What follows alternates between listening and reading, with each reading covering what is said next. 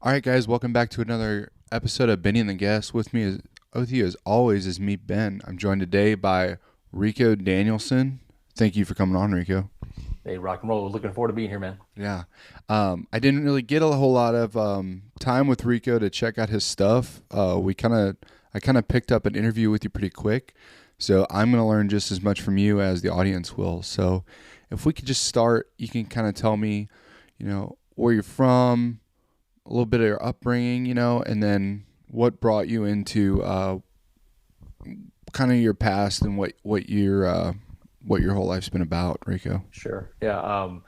Come from a good family, a very rough background, very tough childhood. But actually, I was born in Japan, Okinawa. A lot of people don't know that, Oh and I wow, grew up. Yeah, my father was a Marine.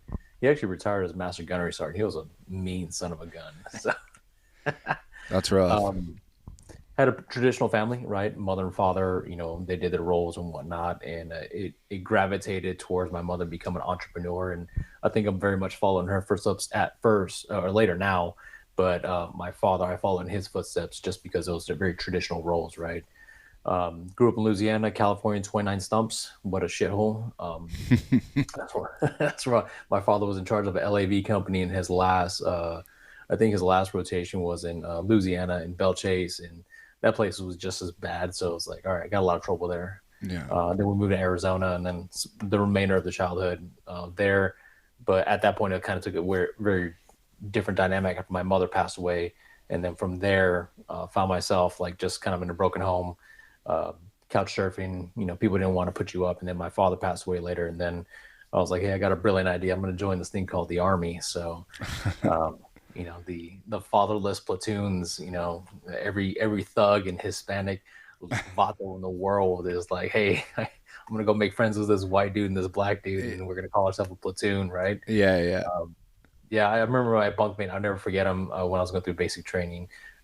He was from Chicago, and he taught me some pretty slick stuff. Like he was pretty good. I was like, oh, cool. And then when I got to my first unit, um, it was, I hate saying this, but like there was a lot of racism. There was a division between blacks and whites and whatnot, but it was a very heavily black unit, and that's cool with me. Yeah.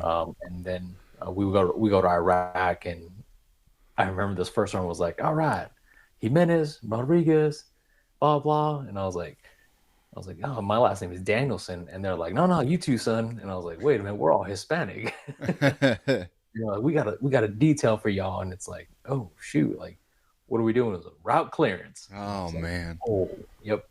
So this was before the RFID, tripping up, IEDs, before we had a Blue Force tracker or anything like that. Yeah. It was like run the Humvee as fast as you can down Right Irish and see what sets off. Yeah. And yeah, a few It, a few my colleagues that paid the price, they died. I'm sure. Um, and that kind of actually set the preface of multiple tours, multiple rotations in Iraq. Um, Wound up having a stay point. I was like, hey, I think I'm gonna get out. We were talking about this earlier. I was like, hey, I'm gonna go do the nasty guard, right? Yeah. And I got into some pretty cool stuff. I was part of this thing called Operation Jumpstart, and also this thing called JCNCF, Joint Narcotics Task Force. And this was when we were actually helping out Border Patrol, BORTAC, and BORSTAR on the Arizona border doing narcotics interdiction. It was pretty cool, man. Like, That's some high speed stuff. That'd be a kind of a cool mission, right? It was like, because a lot of us look for purpose in that. I'm sure you found a little more purpose when you're doing something like that, actually protecting the border and stuff. it was cool because it's like I'm from Arizona, and I'm like, hey, I'm gonna actually go do something. And I always say is be careful what you ask for, boys, because and girls, because I was like, everybody has a romanticized size fantasy of like I'm there on my mountaintop by myself, looking at drug dealers, right? And there, I shit you not, there I was literally with two other guys, and I was like, this sucks. This really sucks. Yeah. I mean, like Iraq, Afghanistan sucked, and I was like, man, this really sucks. Like, Yeah. uh, What but yeah, it was cool. And then after that, go ahead. I just had two questions. One, was your primary MOS at that time when you joined? Was that just a grunt, or were you an engineer, or how'd that work? Yeah, actually, so I actually enlisted as this thing called a 77 Fox, which was like a fuel guy, right? Oh, okay. And I was like, I want to try that, and then I was like, nope, I'm gonna go become an 11 Bravo, Yeah. right? was like, this. And then I actually wound up, my first unit was I actually have to go to FTO school, which is the forward observation of 13 Mike, right? Or Oh yeah. 13 Bravo. Yep. It was cool, man. Got to hang out with artillery red legs, man. I mean, when we deployed that time, there was no conventional training, Hmm. right? It was like, hey, we're gonna set up a TCP/LP.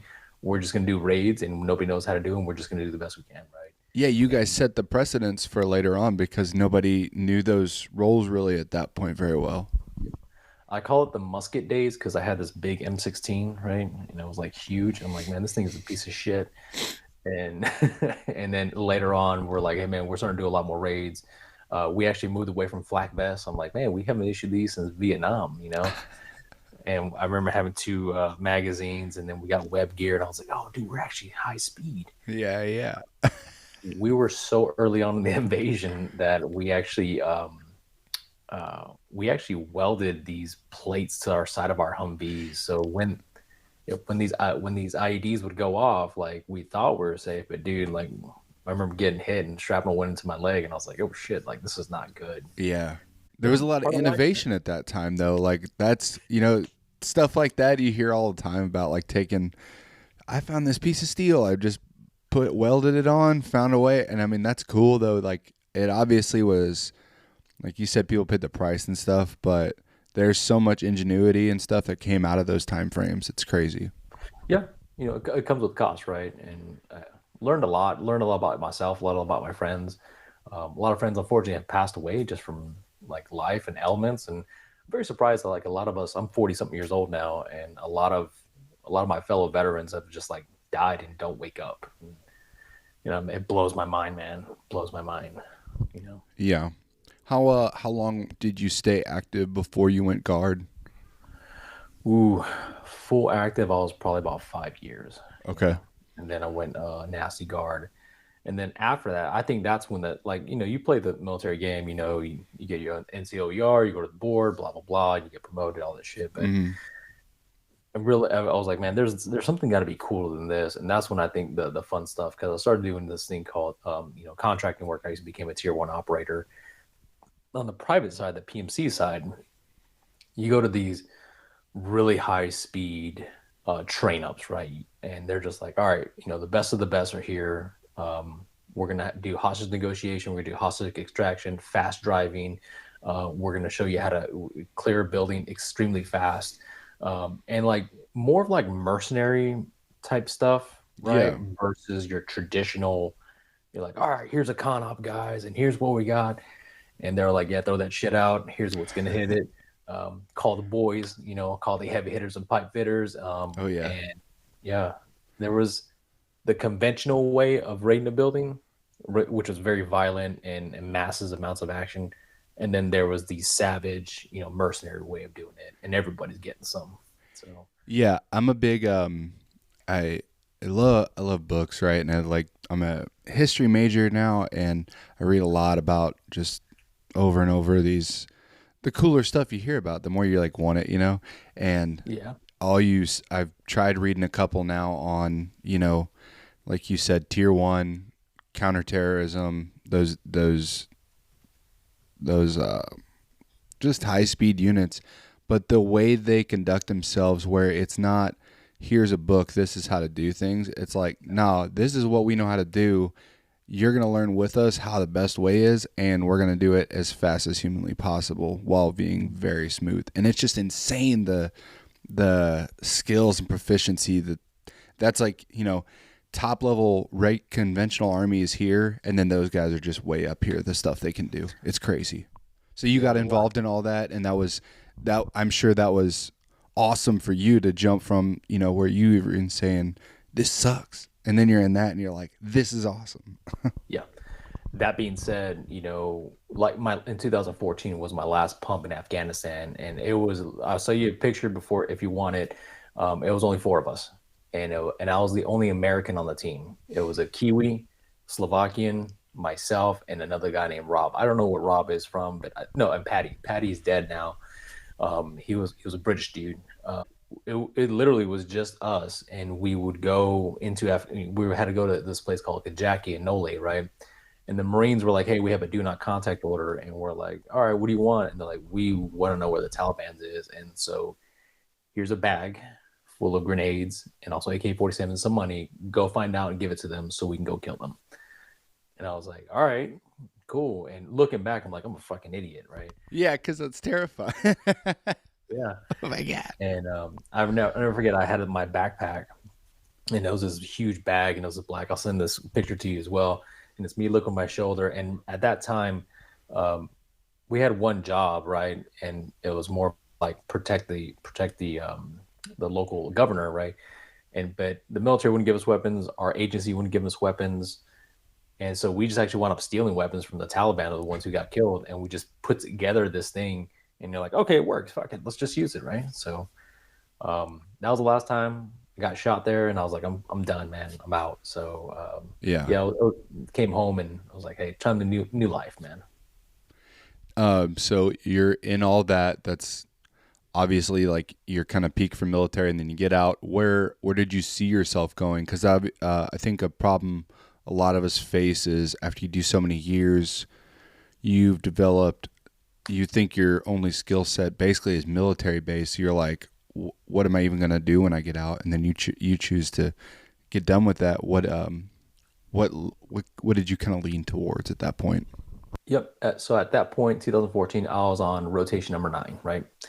And number 10 is what makes or breaks you. Either you're gonna die or you're gonna get killed, badly injured, or something like shit like that, right? And so I had five friends who went out on rotation number 10. They got G checked. A few of them died, and their body is still not recovered from those countries. So it's like, okay, hold up, let me. I got one more in me, and I was like, I thought about doing it again, and then I had this like come the moment Jesus, right? Like I was banged up, and my brother, he was like, don't come home. And I was like, what do you mean I'm gonna come home? He's like, you got something to sort through, bro. You got to go find yourself. So I wound up going to Bali for like 6 months and just hanging out. I'm not gonna lie, it wasn't the best time. It wasn't the best Rico of my life. Like I was pissed drunk most of the time, and like not the best thing in the world. And so you try to find yourself. But at this epiphany, I was like, I got a brilliant idea, guys. And I guess because I'm a glutton for punishment, I was like, I'm gonna go to law school.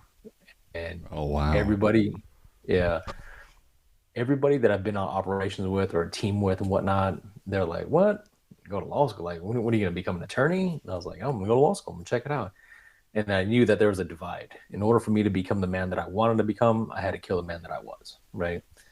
And abandon. And man, let me tell you, a lot of my friends were up in arms and they're like, that's stupid. And so I had to abandon all my friends and kind of pursue, law school. So I finished up that. I was at OPDS, Office of Public Defense. And for a little while, I was doing vet court for about a year and a half, helping out in veteran courts. Dude, the best thing I could tell us as veterans, like, get out of your own way, man. That's the worst. How many DUI cases that I help assist, domestic violence, substance abuse, like it was bad. Yeah, the guys that are like just sabotaging themselves with like these crazy things where you're like, dude, just you can, Stop. yeah, you're causing all these issues, not the military. Like, Yep. yeah, I think that's a It, really big one to focus on for a lot of people is that yes, maybe the military or your lifestyle is not perfect or whatever, but some people are causing themselves their own issues, and if you just take a step back, reevaluate, and kind of go at a different pace or whatever, or take something out that you don't need to, like it can save a lot of things. You being involved in all that, was that exhausting or was it fulfilling, or how did that feel for you? yeah, it's called the emotional bank, right? It got depleted very quickly. I saw myself in a lot of these veterans, and I was like, man, I acted like that. I was just a stupid idiot, right? I wish I could get out of my own way, and I realized I'm like, man, like a lot of times, what we as veterans is like we have to have a bigger brother, bigger sister there, and saying, hey, you need to stop, slow your roll. This is the right path. And sadly say my veterans that I've actually hung out with and whatnot in that time were more like, hey, let's go get a beer. I'm like, that's not really the answer, guys. Like maybe now it's like, hey, we should go work out, and hold each other accountable. And it was very exhausting. It was very taxing. At the same aspect, I was working with and for mental health industry, supporting veteran court. So like it was veteran court, mental health, and everything in between. I'm like, dude, I'm just so exhausted. So I did that for a little while, and it was just very fulfilling. Unfortunately, a veteran committed suicide in front of me, and I was like, I'm kind of done there, and just kind of was like, hey, I think I'm gonna go do something else now. Yeah, that I'm sorry that went on for you, because that's the ultimate, like, you got guys around you that just hate their lives and stuff, and that just, like you said, the emotional bank is gone. What so now you're like, I'm done with that. What, you're like, I'm gonna do something else. So where did you go from there? What it because Yeah. you've already done two of basically the hardest things in the country, basically, like top performing military and law. So where do you go from there? Yeah, so after that, I was like, hey, I was like, I got a great idea. I'm gonna go get into cybersecurity. And back then, I was making pretty decent money, and I took a job doing IT cybersecurity for like $35,000 a year, and I was like, oof, this is Damn. rough. Like you couldn't even cover the bills. I remember struggling to pay my child support, and like even I had to choose between child support and food, and that's the only option that I had. So there are nights where I call the top ramen or steak, right? If it was a good payday, I was eating steak. Yeah. If it was a bad payday, eat ramen, right? Still no stranger to ramen. I still like ramen, man. The Korean ramen, though, Yeah, that's yeah, the good. good one. Yeah, with the eggs and stuff. Yeah.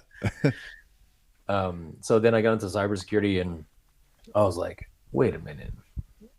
I get to chase the bad guy. I get to have a purpose, right? Because there's a lot of veterans and a lot of military in cybersecurity, right? But there's still so much work that needs to be done. And I was like, I get to get paid pretty decent, and I'm not getting shot at or not getting yelled at by an attorney, another judge, or whatever. I'm like, ah, perfect. So I just leaned into that quite a bit. I started up two firms. One was called Fortitude Tech. We're doing digital forensics cases for civil and criminal cases and murder cases, homicide, death penalty. Really got into that's how I made my mark. I met two FBI and Secret Service guys in San Diego, and they're like, "Hey, man, if you want to make money, go this way." And I was like, "Perfect." So, kind of finished up my time with supporting OPDS, and that's Office of Public Defense. And I was like, "Hey, I'm gonna go this way." And so I did that, made some really good money, and then I was like, "What if I had my own firm?" And then after that, I took whatever I learned from that and the leadership, and then started becoming an executive, like an executive CISO, chief information security officer, kind of driving the boat and whatnot. And yeah, and just been kicking some ass from since then. Is that a hard business to break into, or is it kind of you already knew the direct route of what you wanted to do? I didn't know if that's because sometimes the whole cyber world gets a little. You either think it's super over saturated, or it's such a niche thing you don't really know how to pursue that, especially with government work and justice department stuff. How'd that go? Yeah, it was a lot. When I looked at it, it was very daunting. I said, okay, how am I going to get into cyber? What's my foot in, whatnot? So I leveraged the military experience quite a bit and very fast. Okay. Now, getting to cybersecurity was not hard, but not easy. It was a pretty good road, right? Now, showing that I'm worth something and I have the skill set, that was very difficult because I'm coming as a ground pounder or from a litigation perspective to a very technical perspective. So I got berated in meetings. I got chewed up. Like guys who are smarter than me. I'm like, shoot. So during that time, I was like, hey, let me go understand this first, and then come back to the conversation, then come back to the duties with more technical aspects. So it wasn't hard. There's such a high demand to it. What I always tell veterans is try to abandon being in the DoD space. And the reason I say is because one, think about it: a congressman or a congresswoman has to approve your salary in a budget. That's a big problem to me. You should be able to write your own ticket, right? Number two, there's more money to be made on the private side, way more money. Yeah, that's like the number one thing I hear. That's a really good aspect I didn't think about, is someone else always determining your salary. That's like Yeah. a very, very good outlook at it. You also seem very put together as far as like being confident in like your task of where you're like, I'm going to do this now, and then I'm going to do this. And then you go out and set that forth. Did you have any doubts about that? Or like after you, I guess that kind of goes back twofold. When you left, operating to go to law, did you have doubts about leaving? And then when you left law and then you go into the cyber, did you have big doubts about that, or did you ever have that, or have you always been pretty like stern about your ways? No, there's points of uncertainty all the time. Even till this day, there's points of uncertainty, right? Nothing's ever certain. When I went from being an operator to going to law school and supporting the OPDS and whatnot, it was very like, I'm like, am I doing this right? And I didn't know. So I constantly questioned it all the time. I was like, I don't know if I'm doing this right or whatever. But the real aspect of it was you make slow progress. You're like, oh, okay, I'm actually doing it. This is my reps, like boxing, right? You're jabbing, jabbing, jabbing. But, you're like, oh, shoot, I can actually do this. Even going from law to cyber, it was even more so an uncertainty because now I have to go talk technical stuff and I don't know it. And so now I'm gonna have to bullshit my way through it. So I'm like, all right, cool, let's try it. Um, so yeah, there's that, and then on top of that, there's a bunch of other, even in business, like even the small businesses that I own, because I own a towing truck company, I own a semi truck company, and even at that, you're like, dude, like, am I doing this right? And then when money starts coming in, you're like, of course I'm doing it right. So um, it's just tough, dude, but you just got to do it. And even my own inner circles, right? I had friends who were like, "Why are you wasting your time becoming an attorney?" And then I had other friends that I've actually developed that I didn't even know outside the army, or that I didn't even know before the army. They were like, "Hey, dude, my name is so and so. What are you doing?" I'm like, "That's fucking cool, man. Let's work together." I'm like, "Oh, perfect." Those other types of jobs, do you just kind of keep that as like passive income, or is that kind of just like your well-rounded portfolio or something, or have you You just mean always, in businesses or? yeah, like your other businesses and stuff? Do you just kind of keep all that going, or it Yeah, just kind of once you helps you out? actually, it's a lot simpler than you think. It's not easy, okay? Like a tow truck business, I had it in Phoenix, right? In order for me to get it started, I had to go out there at 5 a.m., 3 a.m. in the morning when someone slammed to the side of the guardrail and go tow their car, right? Then what you do is you hire somebody. It's like, hey, man, I'll pay you per truckload or per tow. This is what I'm paying. And you just kind of work it out so you can go do it. When I owned a bar in downtown Phoenix, man, it was the same thing. Like you get good bartenders there, you get good people, and then every morning at 3 a.m. go collect your cash. You know what I'm saying? So I'm really good at starting these things and putting people in there, and then consistently, moving them. Yeah, that's impressive. It's very impressive seeing that build up.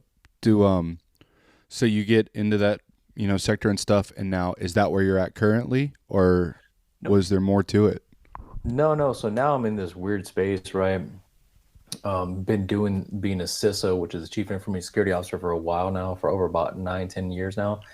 And when you become that level, you get paid out certain equities aspects of it of a company, or RSUs, restricted stocks, right?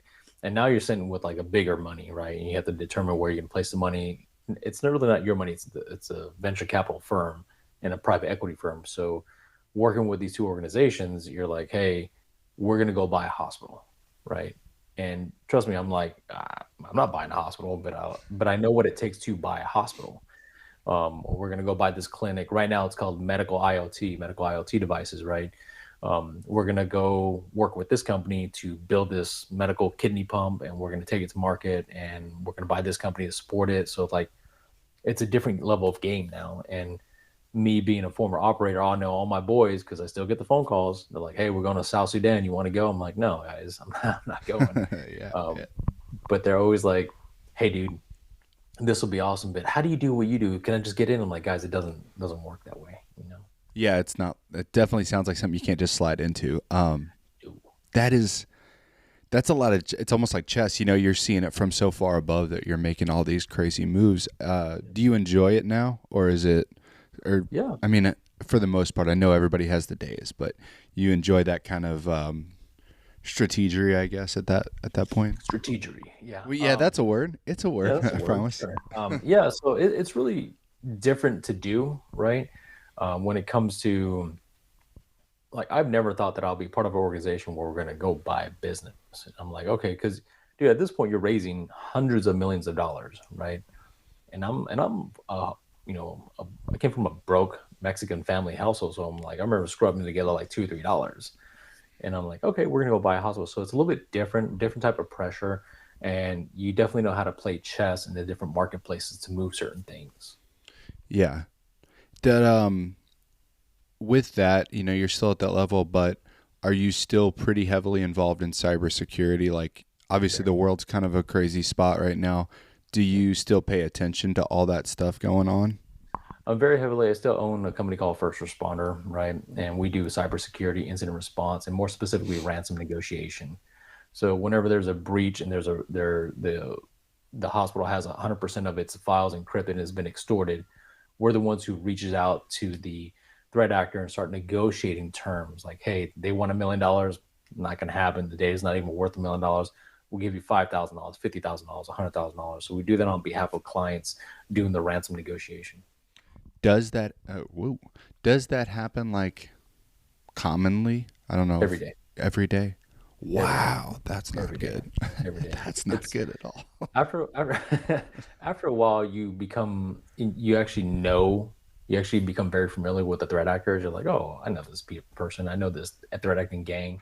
And the threat acting gang and the ransoming gang is actually a $1 billion industry, man. Like, it's a lot of money, and there's a lot of money to defend and there's a lot of money to attack, and so both are making money, unfortunately, other people's apparel, right? Yeah. As far as national cybersecurity, do you see like a lot of threats there as well, or like do you? Yeah, you see that coming from, I'm sure, all over our main near peers or whatever. Yeah, so recently I've been finding myself as a national security advisor to the news on cybersecurity matters. I was just on the Chris Cuomo show, so it was pretty cool. Oh wow. Yeah, and one of the things they always ask us is like, hey, given the national security the way it is, what is the likelihood and responsibility and the possibility of America going down in the infrastructure or anything like that? And I said it's very real because our adversary, which is China, the Muslim Brotherhood, the Middle East, Russia, Chechnya, and the Ukraine, like, these threat actor groups want us to go away very quickly and they want us to perish, and they have no qualms about it. They'll make it very known. So without a doubt, I see a major cyber event, if not a major cyber attack, happening this year when the Donald Trump actually takes office. I see that happening, and our metal is going to be tested from a cybersecurity perspective. Wow. That's great insight. Do you, as a a military person with that, you have extensive, you have just a great viewpoint with Trump coming into office, but mainly you see a lot of the military people that are coming in to be his advisors over certain things. Yep. Could you give me like your just a little thought on that? Like, do you appreciate that, or do you see some concerns at all? Yeah, so I was just on the news about this. I definitely endorse Pete Hegseth, Pistol Pete. One of the things I'll say is I think he brings that warrior mentality and that go-getter attitude, and he's not a general, right? And he's not a bureaucrat, and he's not looking for his two-star office at the Pentagon or the Beltway. So he just wants to go and do right by the soldiers and the Marines, airmen, and seamen and whatnot. In reality situation, like, a lot of these generals want to have that position because they know the notoriety comes with it, the money that comes with it, and the publicity. I think we need an anomaly, right? Like Kish Patel, the gentleman who's going to be the FBI director. I think that's a great endorsement because he's like, let's cut through the BS, let's cut through the bureaucracy. Now, these unconventional picks do raise questions in regards to consistency of the United States being very diplomatic and bureaucratic. But at this point in the game, you had an assassination attempt on the president. And then you recently had assassination attempt on big CFOs, right? America is actually setting the wavelength that these things are okay and they're not okay. With these selects of people to be in his cabinet, you're going to disrupt the norm, and I think it's needed now within the United States.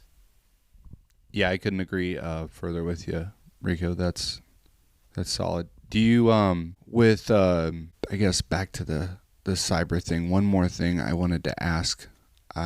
This is kind of a personal interest one, but I've just heard our infrastructure network is extremely vulnerable. Mm-hmm. Do you agree with that? Like, is that like a rumor mill, or is that like it's actually like it's pretty susceptible to a lot of other places? And then also, and on top of that question, other countries, are they like superior than us in some aspects to cybersecurity or being a threat like that? Well, you got to look at it from a different perspective, right? Yes, our infrastructure is very critical, and is a high value target from the adversaries. Is the likelihood and probability of it going down? Probably. And the reason is because nobody pays attention to it, just like nobody pays attention to a bridge. Okay, these bureaucrats want these woke agendas and ideologies to go do this. And in reality, we should be focusing on these things that will actually work and provide support to us, right? Number one. Number two, whenever we have these power plants or these transformers and whatnot, about 50% of those products come from China and also the Middle East. And so you have to understand, like, as a reader and as a consumer of this information, the vulnerability that we're having to rely on a third party country that does not like us is high. And number two, have they tampered or done something with it? Probably. So, and then on top of that, you have local infrastructure that has no security around it. You have a gate. You know how many times I drive by this power plant or this transformer station, and it's just wide open, or it's just like a little fence. I'm like, what does that do? Nothing. Yeah, Nothing. yeah, it's like you could I can easily cut that. Like just go right in, and I'm not even malicious, so other people can figure that Exactly. stuff out. Yeah, Now, that's when it true. comes to other countries like Ukraine, right, Israel, I've been there a few times and whatnot. They take their critical infrastructure very seriously. Ukraine is a pile of crap, and they don't do that at all. They're very, very much Wild West. I mean, in Iraq and Afghanistan, they actually have people draining energy or electricity and water and gasoline from that. Same in Mexico and Jalisco, Mexico. Like you have people cracking open um, gas pipelines to get fuel for themselves. It's wild.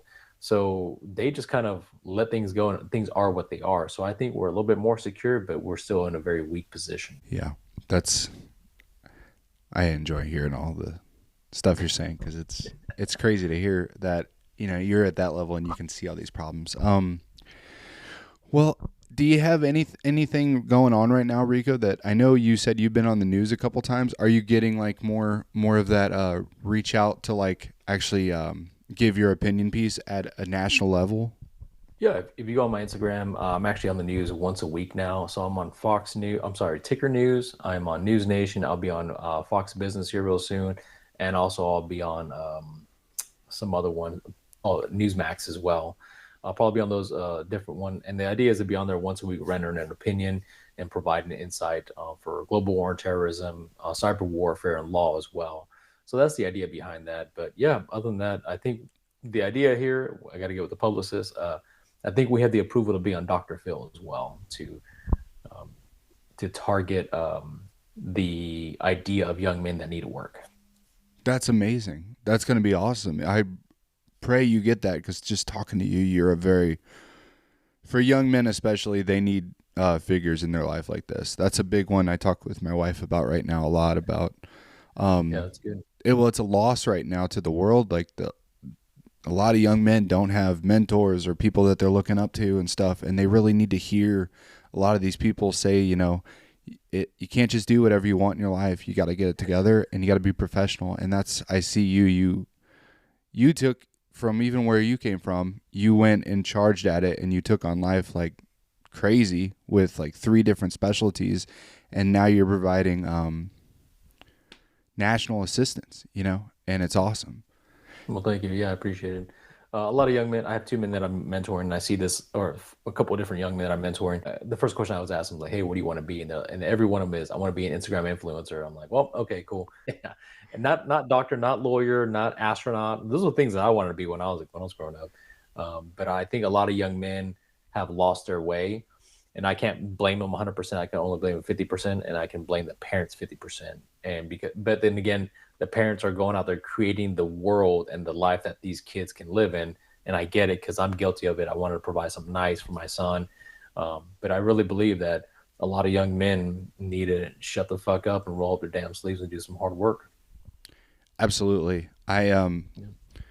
I didn't grow up in a hard life necessarily, but I grew up Midwest with my nuclear regular family, and I think I take all pride in that now I can raise my family like that. And I think more people need to see that of like this, you have responsibility when you build a family to take care of them and be a contributing member of society. It's not about whatever people call it clout. It ain't about recognition. It's about you leaving a legacy with either your kids or your community. I think it's extremely important. Do you, with going to events like this, right, like the one you're talking about, but then being on news weekly at that national level, is it a, I don't want to say it without making it sound cheesy. Sure, let's hear it. You're providing like expertise to the world that people are taking that opinion and saying, well, he's the expert. Does that weigh heavily upon you, or do you get a little nervous about it, or how's that work? Yeah, providing the national security level or expertise to on the news to a nation, roughly about 1.5 million viewers or 2.5 million viewers. People listen to my words. At first, I was like, "Oh, people are not listening to me." Now people are like, "Hey, Rico, you actually it, and we want to know more." And it does because I have to be very mindful of what I say and how I say it. I've realized that a lot of young men are very weak-willed and weak-minded, and that's okay. We need to change that. But even saying that weak-willed, weak-minded, I could already hear somebody complaining, right? So it's a matter of how and when I say it. So my words carry weight, and words do carry consequence. So, Absolutely. Um, Rico, it's been great talking to you. I not only got to hear a fabulous story, but I'm excited to see it's going to even take you further to hear you in the news, out in public, getting word across of not only, following your goals and dreams, but also like being that foundational person for the world, and being what truly like what the right man looks like. This is thank this you. is yeah. Um, I If you could just push where we can find your stuff at. Sure. Yeah, if you want to find me on Instagram, it's Rico underscore Danielson underscore. Find me there. Also on, I think I'm still on Facebook. I'm not sure, but that's where the most of the stuff is happening. And then I also have a YouTube channel, Rico D22. So you can definitely find me there. But in doubt, it's not too hard to get a hold of me. There's a Squarespace out there if you ever want to get a hold of me, or if anybody wants to get a hold of me. And I'm always willing to talk to anybody. Absolutely. And I'll tag all that when we put the episode out, and for sure I will definitely be in contact later on about some other stuff. So I appreciate your time, Rico. Thank you for coming on. Thank you everybody for listening. Please tune back in another time, and y'all have a good day. Rock and roll. Thank you.